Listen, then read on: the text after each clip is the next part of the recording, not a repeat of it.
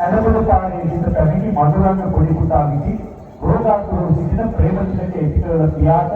නිදුක් බලතුතු යන සියත නම්මනවා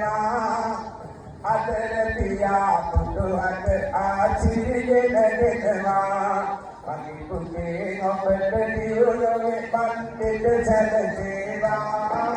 තුමේ ඔයාට සිත සැලසේවා